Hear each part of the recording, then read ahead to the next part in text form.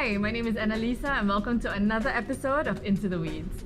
Every 2 weeks we talk about plants, learning about and styling with them, and this week we're going to talk about watering.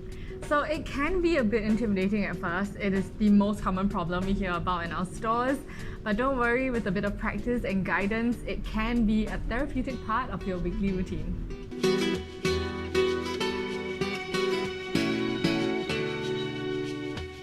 Overwatering is by far the most common cause of plant death or sickness.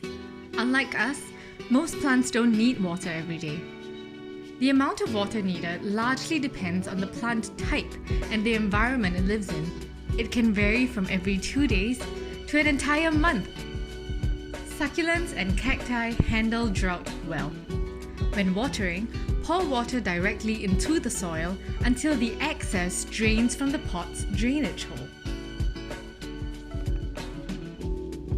After a couple of weeks, check with your finger if the soil is completely dry. If you forget, don't worry. A couple of days in dry soil is healthy and gives them time to grow new roots. Many indoor plants prefer moist soil. The finger test works too, but this time you can water once the soil is on the drier side. Make sure the soil isn't too wet and left sitting in water. That can lead to root rot.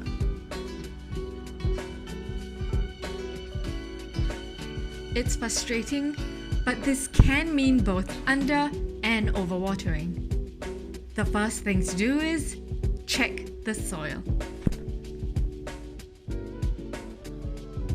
If it's dry, give it a good drink and let your plant recover for a few days. If it's wet, make sure you clear any water on its plate and leave it alone. It should perk up once it dries out. Adjust your watering schedule accordingly. An alternative method is to leave your pot in a dish of water and let the soil soak it up from the bottom. Once it feels heavy, clear the plate. If the tips of the leaves are brown, this usually means it needs more water and possibly an environment with higher humidity levels. Water it thoroughly and perhaps add misting to your schedule if it needs more humidity. If the sides of the leaves are soft and brown, that is a sign of overwatering. Let it dry out and take note. This often goes unnoticed, but the type of material your pot is made of can make a huge difference. Because of their porous nature, terracotta and cement pots dry out much quicker than plastic and glass pots.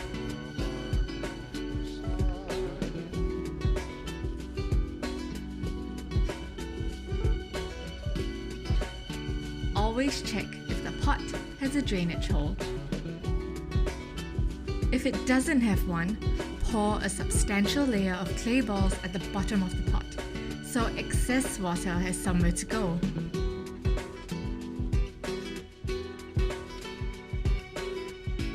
Instead of pouring water in, mist heavily so it spreads gently and evenly throughout the soil.